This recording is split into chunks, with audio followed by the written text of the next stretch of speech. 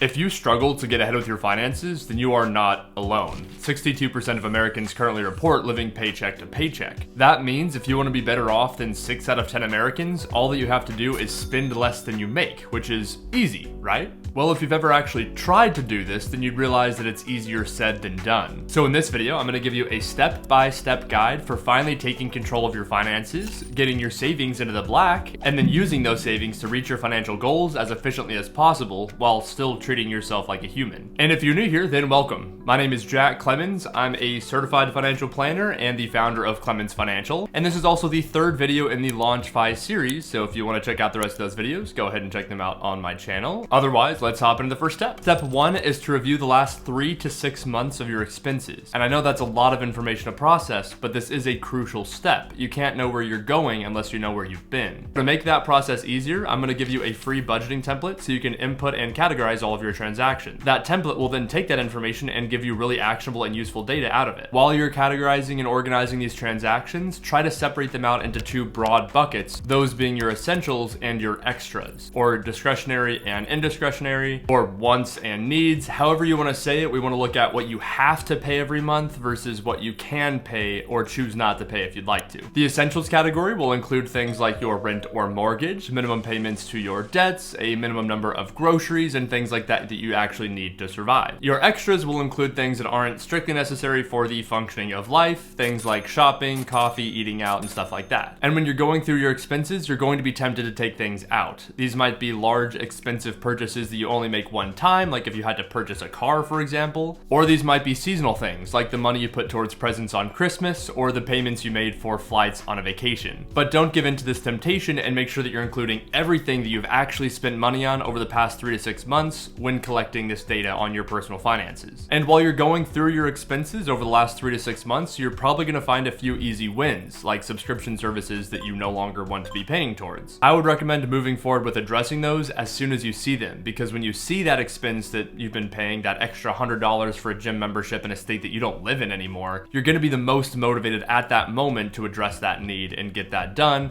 which probably is going to be hard to do if I know anything about canceling a gym membership. And once you've collected all of this data on how you're spending your money month at a time over the past 3 to 6 months, your next step is going to be to look at your income. And for the purposes of this video, let's look at your net income, so the money that's actually hitting your account. Now compare your income to your spending, and on average, are you making more money than you're spending? And if you are spending more money than you make on average in a month, then don't panic. You're with most Americans in the 62% club. But with a few small tweaks, we should be able to help you to change that and start getting on top of your finances. And that will bring us into step 3, which is working on increasing your savings rate. Your savings rate is the difference between your income and your expenses, and that difference is the single most important number for becoming wealthy. Now, when I say that, you might be tempted to push back and argue that your income is actually the most important factor in becoming wealthy, and that your income being too low is your biggest problem. Well, let's explore that. Let's say you're making $1 million a month. How long do you think it would take before you become rich? See, you wouldn't be able to tell me based on that information alone, because what if that person making $1 million a month is spending $1.1 million a month? Then rather than becoming wealthy, they'd actually be going bankrupt at an alarming rate. On the other hand, if somebody is making just $2,000 a month, but they're able to save and invest $100 of that, they'd be becoming wealthy much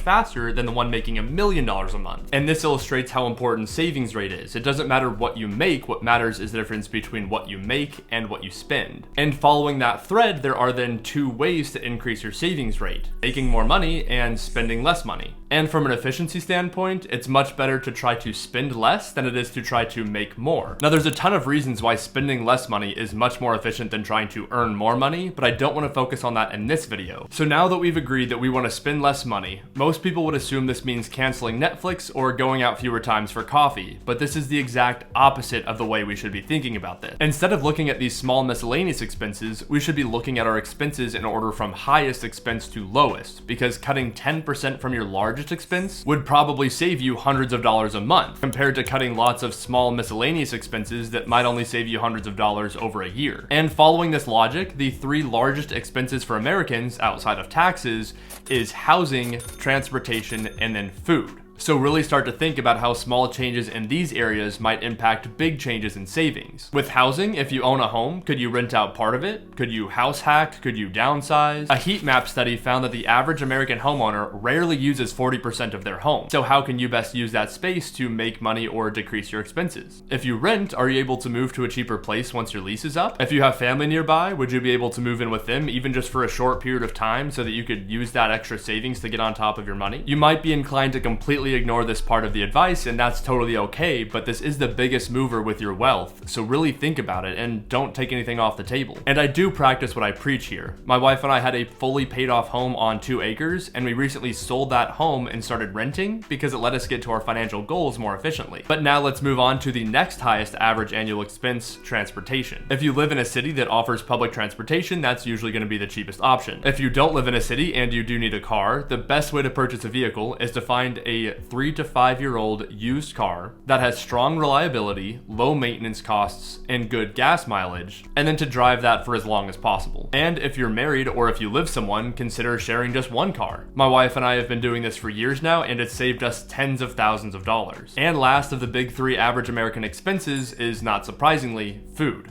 And this one is usually pretty easy to address. We eat out too much just as a society, and eating out on average costs about 3 times more than cooking at home. Maybe you only eat out when you're not eating out alone, which would let you still eat out with friends anytime that you want, but not any other time. Or just try to stick to a simple eating out budget and only do so with intentionality. This alone could reduce your food budget by half, and that by itself for many people could be the difference between living paycheck to paycheck like 62% of America and accumulating wealth that would grow over time. But now that I've got you thinking about ways that you can cut down on your spending, I really want to emphasize that it's not about living the most frugal life possible. We shouldn't look to cut back on every dollar that we can. We're not seeking maximum efficiency here. What we're doing here is trying to make sure that we're being intentional about the way we're choosing to live and spend our money, so that the way we're living and spending money is building the most meaningful life that we can. And the best budget is always going to be the one that you can stick with in the long term. So make sure that you're leaving room for those expenses that bring you joy and make this sustainable. When you're reviewing your expenses, genuinely ask yourself, does this expense make me more happy, or was this just an impulse purchase? Companies spend hundreds of billions of dollars every year trying to convince us that we can buy our way into a fulfilling life, but that's just not the case. But our money can be used as a tool to help us to build a life that is purposeful and fulfilling. So keep that in mind while you're looking back at the last 3 to 6 months of your expenses. And now let's move on to income. If you have the ability to work more hours for the same rate or a higher one, or negotiate a raise, then that's a great place to start. But if those aren't options, I would really advise against just jumping into the first side hustle that you find. Statistically, the best way to build your income is going to be gradual, and it's going to come from building skills that increase your earning potential over time. Getting certifications in your industry, taking a boot camp for learning more technical skills, or obtaining a trade skill is going to pay you a lot more over time than you would get from working a gig job for a few extra bucks a night. So when it comes to income, unless you're in your last few earning years, I really recommend investing in yourself, which can also make your life much more meaningful and fulfilling if you're doing that the right way. All right,